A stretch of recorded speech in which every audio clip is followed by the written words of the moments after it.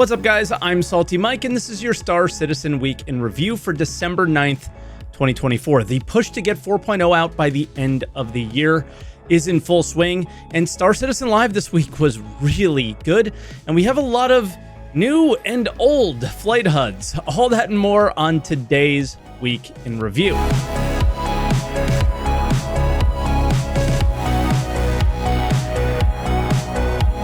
And as always, if this is your first week in review, this is where I take all of the official Star Citizen news each week, put it into one video, and share some of my opinions about it. I also live stream on Twitch, twitch.tv/SaltEMike. So stop by and say hi. If you guys haven't yet, I always enjoy people stopping over from YouTube.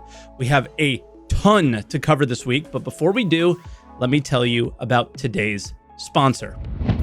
This video is brought to you by Manscaped.com, the global men's lifestyle brand that is once again setting the bar higher in men's grooming standards. With the holidays just around the corner, it's the perfect time to treat yourself or a loved one to the ultimate grooming experience with Manscaped's latest release, the Chairman Pro Package. This all-in-one set includes everything you need for a perfect shave every time, making it an ideal gift for those looking to elevate their grooming game this holiday season. You got the skin-safe 4-blade foil for that super close shave and the skin-safe stubble trimmer for when you want to keep a little bit of an edge. Both are designed to help reduce razor burn and irritation, so your skin feels smooth and comfortable after every shave. And if you want even more precision, on the right side of the bracket, there's a little precision lock, and if you lock it, the blade head sits firm, and there are 3 predefined lock positions that the blade head can lock into. The Chairman Pro isn't just for daily shaves either. It's powerful enough to tackle up to 5 days of growth, making it perfect whether you're shaving every day or just tidying up after a few days, which is what I do.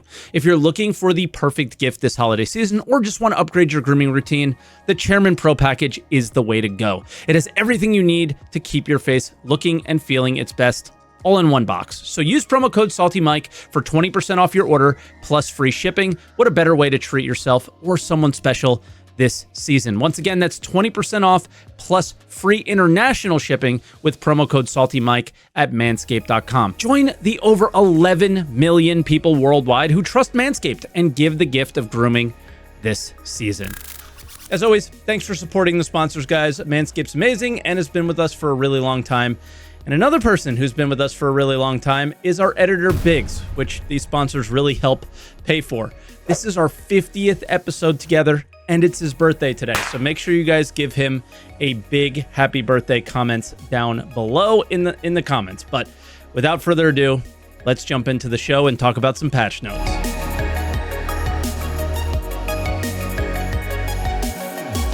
All right, starting out on Monday, we had a 4.0 Wave 1 on the PTU. Jump Point's got a bit of a tweak to their visuals, and the track is a bit more windy. If you haven't noticed the dynamic music, they pointed out in this post, but it's been in the game for a while, and it's amazing.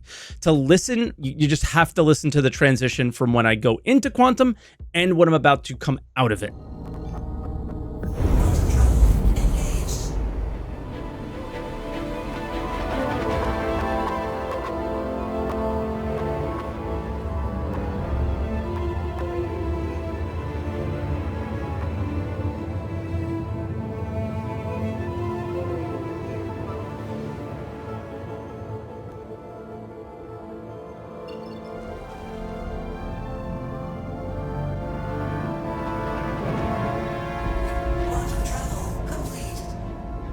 Now, I never thought music could play so much of a factor into the enjoyment of a gaming experience. Like, it does, but never like this. They really did a good job with it. For bug fixes, they said party markers should be working. They aren't quite. My friends' markers and even mission markers were at the center of the system unless I was close to them. I determined the distance was actually around 20 kilometers when they would pop in and I would be able to see them at their actual location. Corpse markers are working. It's a little white circle, which experienced the same issues as the other markers in the game. I never saw the marker in the right place unless they were close to me. And oh, I completed my first ever, and at this point, only pyro mission. It was salvage and it was just outside the station, but it worked. And then on Wednesday, we had another 4.0 Wave 1 PTU, and we start out with the visual updates. They did some kind of lighting stuff to contested zones, and that's really it. While we were looking at these, we found some new container types. It kind of makes things easier to tell what's inside. Pyro 3 or Bloom on the star map had some ground fog polish, and it looks pretty good. And when I was checking this out, I found a major issue. Over 100 Marok spawned in this location. They also made some FPS AI updates, the main one being the last scene being more forgiving. What this actually means, and I checked this with Zach, is if you peek the same spot, the AI are less likely to insta-shoot at you. If you've ever done this in Tarkov, it's really punishing, right? The biggest change is the fact that, yeah, they changed the jump tunnel traversal time. Let me know what you guys think about this. I felt the old version was a little bit slow. Other people thought it was perfect. This felt pretty good to me. So let me know what you guys think about the time we're spending in the jump tunnels now. And the second biggest is probably the fact that the party markers are actually now working. You can see players moving through quantum travel in the Moby Glass. They can even call you when they're on another server. This was really cool. The 5-star helped me out with this. Thanks for that, man. Thursday, 4.0, another Wave 1 PTU. The main change here is they added 2 extra servers for 3 in Pyro and 3 in Stanton for a total of 500 players. But the servers were insanely unstable. They added hand minables to caves, but in this entire cave, I only found one, and it was right at the entrance, so I doubt this is working correctly at the moment. They halved the price for repairs, which is odd because the price of things like missiles are astronomical. My guess is there was some mistake somewhere. And then they added fuses to shops. I found mine on BlackRock Exchange, and the biggest change here, sort of, is that the advanced flight HUD is in, which you can turn it on in your MFD or the options menu, and it's weirdly familiar to things that we had before, but there's quite a few new things like new icons on the left and right sides that indicate things like decoupled or VTOL. You can also turn off all the HUDs if you want now, and fly more immersive. Let me know what you guys think about the new HUD stuff. I'm cool with it, but it doesn't really change that much for me. We certainly have more data on the screen, but I basically want a hotkey to be able to swap in and out of it, and there currently isn't one. But I expect we will have one at some point. And lastly, they removed the asteroid belt from Pyro 4 for whatever reason, and it won't be back in 4.0 at all, just some point after. And then Friday, we had another Wave 1 PTU. Starting out, they changed the server config to now 4x4. 500 players. So that means 4 servers in Pyro and 4 for Stanton. 8 servers total for 500 players is pretty wild and expensive. So I assume this is a short-term thing to try to get the game out smoothly by the end of the year. They updated a lot of mission rewards and they pay a lot more. I wish I could have shown you one, but they still haven't fixed the elevators breaking, so I can only show you the Moby Glass and the amounts of the intro missions, nothing later on if you gain some reputation. A sneaky change not in the notes is they added course prediction. The UI from the Squadron demo. It's pretty cool, so it kind of lets you know if you need to pull up a lot sooner if you're crashing into a planet or something, so that could be useful as you're coming down to the surface of a planet. That's when I would use it at least, or you could ram somebody with it. So welcome to Pyro, man.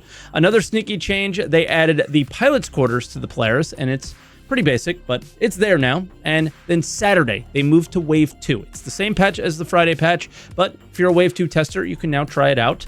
And yeah, so they didn't do anything new on that, but more people to check. Looks like that push is really happening. I gotta say, don't do it, CIG. You're not ready for this. It feels like 318 all over again. This is a mistake, but yeah, we'll see.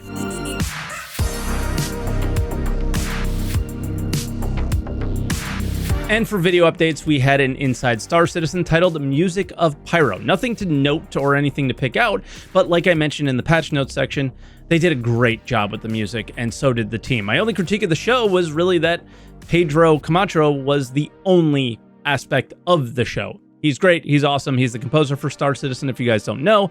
He actually stopped by my Twitch channel on Friday because he saw my reaction video to that, and that was my critique. And he stopped by and said, you know, thank you for the kind words and all that stuff. Not only is he talented, but he is such a nice person and super wholesome. He actually praised the teams for their implementation as well, but said, hey, I'm not the one who makes the show, so I don't have anything to do with it. But I had a great interaction with him, and he was super awesome. Star Citizen Live was titled Q&A, Crafting, and Base Building. And the first clip is all about base raiding, and they've said this before, but this really confirms it. Every base, every plot of land, every extraction pot will be visible across all the shards within a region. And then a lot of the functionality of the base will also be available across all the shards within a region. So if I make a base and I set up a shop, people on other shards can come visit and use my shop. The exception is going to be raiding and attacking a base. This can only occur on a single shard, and which shard that is dynamic based on the rule set. The easiest rule is always, is the owner online? Then the raid can only occur on that owner's shard. This means that if I'm on another shard and I rock up with a gun and I shoot the base, it'll prompt me, you'll have to change shard in order to attack this base. Obviously as shards increase, we see this less and less, but the advantage of that is that you'll never be in this scenario where your shard, you're not able to defend your base. You'll always be able to defend your base in this scenario. And if you're offline or there's a representation of your base in another shard, it's basically just a visual replica in those places. Yeah, but people can also still use it, so the shops will still be functioning, that kind of thing. It's just when it comes to attacking, it all has to occur on a single shard. So yeah, this is going to sound weird for a lot of people, and it's because it is. But I think we have to focus on a couple of key points here. He said per region. So that really confirms that one global server is probably not going to happen anytime soon, at least, right? The game is going to be separated into multiple regions. There will be, let's say, 5 different versions of Star Citizen. Second is when he said that it'll happen less when the shards have more people, right? Right now, we're split into so many different shards, but hopefully it won't be for much longer, right? There is absolutely no denying that it's going to be really awkward when a raiding crew finds a base and can't do anything to it. So what's the play? Scout, mark locations, and check those locations every day, hoping to see that player's on the shard with you at some point? I don't know. It's a very weird short-term solution, but the long-term one is hopefully 1 shard per region, and then it won't be so bad. Next, they switch to a question that asks how crafting stations storage will work. There's a few things here. So there's lots of different crafting machines that do their processes a little differently, but most of them will have an internal buffer that lets them hold the results of their process until you're ready to pick them up. That being said, you can also have them directly put stuff in boxes as soon as it's ready. But if you're worried about people nicking it, you don't need to be so concerned because they'll be subject to the same sort of permissions as anything else in your base. So that's like the mag lock that stops people stealing your chair will also stop them stealing your cargo boxes. Unless they have permission to move them, they'll be mag locked to the output grid. And we'll get into the mag locks here in a little bit. Yeah. There's going to be some machines that will be able to send their crafting results directly to your location storage, whether that be your hangar or a freight elevator or something. So there'll be options. Right. There was a mention, it says kind of like an underground transit system and stuff that allows certain buildings to connect with other buildings underground, even if you don't see them connected above ground. Yeah. Freight elevator network. Yeah. So this is perfect for that, especially the permissions thing. So for bases in safe areas, it's just making you manage who can do what, and it makes it really easy. And the only time something will get stolen is when somebody infiltrates those permissions that you gave them. So it's not just open stealing or anything. Mining is next, and we will start out with a question about underground resources and will they respawn? The short answer, yes. So they will respawn, but it is very unlikely that they will respawn on the land plot that you already have. So if you already have a base, you already extracted it, every mineral that was below your extractor, it's very unlikely that the deposit will respawn. So what we want to see there is players more moving around in their bases and basically going through to new locations and actually grabbing new resources. The concept of resource sources and sinks, because having your extractor on your base is a source of resources until it's depleted, but then we need to make sure that there's also sinks for that resource in various gameplay loops, so that you don't just well, just have inflation, essentially, of just a build-up of resources you can't do anything with. So they will respawn, but not where you are. I love this. So a planet will never run dry, right? Chris Roberts has literally been on record saying that that was something they wanted to do, and it was silly from the start. So glad this idea is gone, and they are very focused right now on making every resource have a use as well, which is really important. More on mining. It's changing a lot. On the mining side, we basically have to, because of the quality that we add to the minables that you will now find with the mining system right now, where we have multiple resources per rock, that doesn't make any sense, because you might want to look for quality instead of finding like a specific resource. So we want to make it easier for the player to actually look for the specific resources they need for the crafting processes. So we will basically split up or we break out the randomness in the minables that we currently have, but have bespoke minables. So we will find the copper rock, the iron rock, the titanium rock, and because what you're looking for is a better quality there, right? So you will still look for like the titanium rock that basically fits, like has the perfect quality, but you don't have to look for a rock that contains titanium anymore. Interesting. And here we also want to emphasize, or we want to utilize the new planet tag that was also talked about at CitizenCon, where we want to make use of the biomes that we get through those, and then have like more meaningfully placed minerals on the planet. So you will find certain materials more likely at a riverside or in a certain biome versus in other biomes. So the first idea is that rocks are only one type of mineral. That's huge. It's a big difference. I can't describe how much better that is. You can kind of sort of see these changes in Pyro already. A lot of gold, only rocks and asteroid belts. Matter of fact, they're only gold rocks and asteroid belts, I think, as of this patch still. And because of that, you could do things like biome distribution that they want to do. And I know Starfield wasn't a great game or anything, but their resource distribution map for their planets was pretty decent. CIG can do things like this now and simplify finding things that you're looking for, and then add layers to the actual process, right? But there are even more things changing for mining. We don't have the shared minerals anymore that we currently have between FPS and ground vehicle mining. We will have the hard cuts. So everything you will find in FPS mining, you will only find in FPS mining. Everything ground vehicle mining, only there. Only ship mining, only there. So this, we will have a clearer separation so that we can actually encourage the different gameplay loops a bit more effectively. Yeah, I'm really looking forward to that. That it'll mean that whichever kind of mining profession you choose to do, you'll have some valuable, unique materials that you can only get with that profession. I love this, but when he says only, I think it's a situation where if I'm in a ship, I will see rock minables. I won't not see them. You obviously need to scan with the ship to find them and then drop the rock on the ground, right? I'm sure the same with underground deposits. You're going to be flying around in a ship looking for them.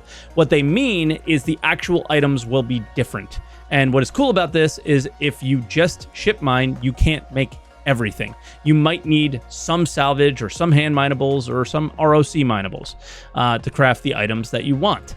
Next, they talk about decorating your base and stealing from them. One of the options that we will have with decorative ER, the mode in which you get to decorate your place, is that you'll be able to kind of lock your furniture into place, and therefore only you or certain people with the right credentials are allowed to move the position of that object. In the future, there will be ways to disable the lock, I believe, but I'll have to look at Declan about this. Depend on security. So I think we need this really badly. They dropped the ball pretty hard on hangar decorations, but obviously you need to be able to steal from bases that you're raiding. So they touched on that very quickly, but seemed nervous to share anything else. The next question, though, it's interesting. If you pledge for a ship, will you receive a blueprint to craft it? If you buy a car from the dealer, can you make more? No, you cannot. Pledging a ship does not give you the blueprint to craft it. You got to earn that like everybody else. But it gives you the ship, and you can use the ship. Like I said at SitCon, though, once you've got a ship, however you got it, whether you pledged for it or got it in-game or nicked it or something, you will be able to upgrade it. So even though you can't craft directly, make a brand new high-tier ship, you can upgrade the one that you pledged for in-game materials and research and all that. But yeah, you'll be able to do that to ensure your vehicle has the best stats that you want for it. So pledging for a subscriber item gives me a blueprint, and a little odd the reasoning that he gave for the ship, right? That's all. Just pointing that out. I think it does make sense to get a blueprint for your gear, but it's just odd that it wouldn't also apply the same logic to a ship. But the upgrade system clarification is really good. Just making sure that anything that is already in its physical form can still be upgraded, and yeah, you don't just lose that ship. It's that ship is part of the material required for the next upgrade. That's all it is. This next talk about upgrading, I was a little confused about when I reacted to it, and we have some clarification. First of all, there's different kinds of blueprint, and most of them will be upgradable through research. Different kinds of blueprint will get different benefits from researching them. So like a refining blueprint will get more efficient, so you get a better yield of refined goods for raw input. Or like a repair blueprint might be able to repair a little bit more effectively, stuff like that. But the one that everyone's probably asking about is the creation blueprint, which lets you make new stuff. And a higher tier one of those will let you craft the higher tier of the relevant item. So let's say you've already got the tier 1 blueprint for a gun, and it has stats like fire rate and recoil. You'll be able to see on the crafting UI the stat range for those stat types. And the exact value that you get when you actually make the gun will be dependent on the quality of the resources that you put in. When you upgrade the blueprint to tier 2, you'll see the tier 2 version of the gun, and those stat ranges will be shifted. So it'll have a higher top end and a higher low end as well. It'll be on average better, but the actual number that you get is still dependent on the quality of the materials you put in. Of course, the higher tier blueprints also need you to bring more advanced materials to them. And yeah, related to that is that these blueprints have aspects, we call them. It's kind of like parts of the product, so like the barrel of a gun or the grip of the gun or something like that, which will influence different stats of the item. So if you put materials into the grip part of the gun, the quality of those materials might impact the recoil, but it's not going to impact the rate of fire. So Declan actually messaged me to kind of clear this thing up. Aspects were the things that I was confused by. They are the same across any blueprint for that item. So a Gladius blueprint will have all the same aspects.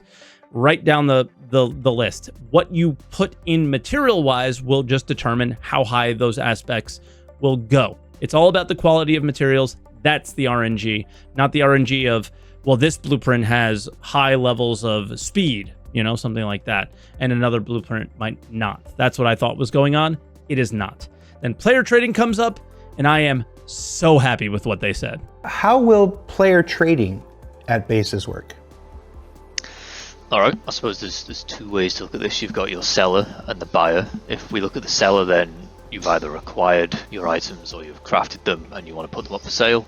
You can do that by placing them in a freight elevator, listing them on a connected terminal, or make a physical shop. And then there'll be a Mobiglass app where you can say, hey, I have T3 bombs for sale. Everyone come and grab them before they're gone. And then as the buyer, you browse the advertisements on this new trading app, go to the base and purchase them. Or if there is a very particular item that you want, you can put in a buy order and you'll say, I want this item, this many of them, these stats, deliver it to this location. Obviously that'll cost more because someone has to accept that and then do the delivery, but it means that you get a very particular item that you want. Sell and buy orders are something that makes things so much better from the current static NPC driven economy. We get to decide so much more, and it's just great. The last clip is a long one though, but it clears up the land claim drama from the other day. There's a lot here. I'll kind of walk through just plots of land in general, and then we'll talk about how the land claim beacons fall into that. So when you go to acquire a plot of land to build on, there's a couple choices you need to make straight off the bat. We have a general plot, which allows you to build anything, and then there are prospecting plots, which are a little bit smaller, they're cheaper, and they're more geared towards mining. You'll see a square layered on the terrain, and that's basically your current selected plot of land. You can grab a face of it, make it a rectangle, make it into a bigger square, and this is you selecting the surface area that you want, and the cost scales up with the surface area. If you were to purchase a 1x1 kilometer and then another 1x1 kilometer, it would actually be more expensive because the cost will take into account the total surface area you own on the planet. Where the beacon comes in is that you kind of skip this initial UEC cost for purchasing a plot. You just use the beacon and you have your plot of land. From then onwards, if you bought with UEC or you used a land claim beacon, there'll be a reoccurring UEC tax. And if you fail to pay that tax over a period of time, you'll begin to lose rights to your base, and eventually you'll lose complete ownership of the land, complete ownership of the building. They can be looted, someone else can buy up that area.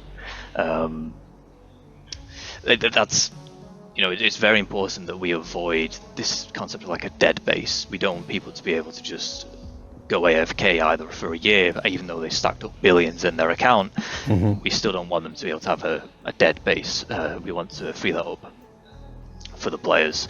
In addition to that, there will be some limitations where you can buy plots of land and use beacons. We're going to have, for want of a better term, a national park, both in lawful and lawless areas, and it's a no-build zone, and this allows us to reserve land that's pristine for exploration, it's pristine for resource gathering, and so on. I think that, oh no, there's one other thing, sorry. When you have your plot of land, there'll also be an exclusion zone around it where no one else can buy or build, so you can't get boxed in. That is a high-level summary, I suppose, of the current plan for land claims and plots in general. So I thought this was pretty clear, concise, and I think that it covers it all. You skip the fee if you have a land claim, but you will have to buy them for an in-game fee at some point. No clue about Pledge Store implementation in the future, though, and hopefully it is not. Then for quick hits, base shielding can be on both unsafe and safe systems. The shields will help prevent ship attacks, walls will help against ground attacks, and you can have defense turrets. In safe locations, though, you are permanently safe, and a special shield system in Pyro will act like the safe locations if you do win that bid for the shield tech. You can deconstruct everything that is craftable. It will give back the resources, but only a percentage of them. And if there are some special materials, those will never come back because they're special.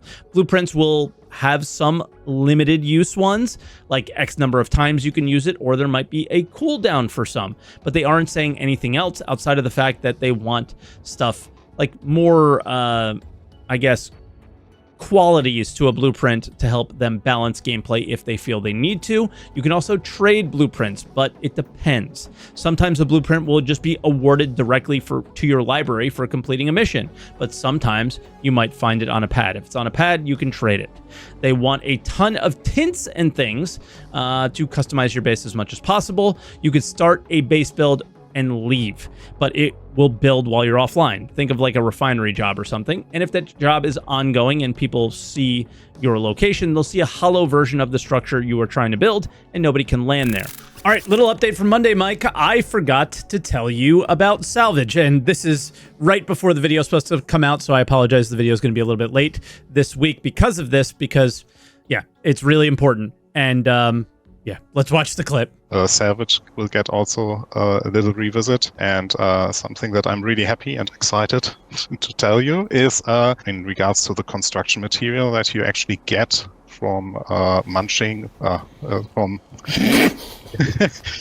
structural salvage. From structural salvage. Thank you. That basically the ships are made out of certain components, and once you basically gather them through that, you will have those materials, and then there will be processes to separate them, but this is something that is still being decided of what way we want to go down there. No, Yeah, the thing I really like about this is that it ties it into the dismantle side of crafting, that if you dismantle something, you'll get back some of what it's made of. Same thing with salvage. Your ship just kind of becomes a portable dismantling fabricator thing. So structural salvage landed really bad, and it now is becoming what I always thought it kind of should be. When you break up a ship, you're going to get components of that ship back. If it's anything like Eve, it could be like little panels or triggers or steering wheels, chairs. It could be anything that would eventually turn into a ship, or just the materials themselves. I think they eventually talked about structural salvage being similar to the reprocessing of bases and stuff like that. So really good. A much needed change to get salvage to where it probably needs to be, and I'm just super happy to hear it, and I thought it was worth like re-editing a little or sneaking this in so you guys can hear about it.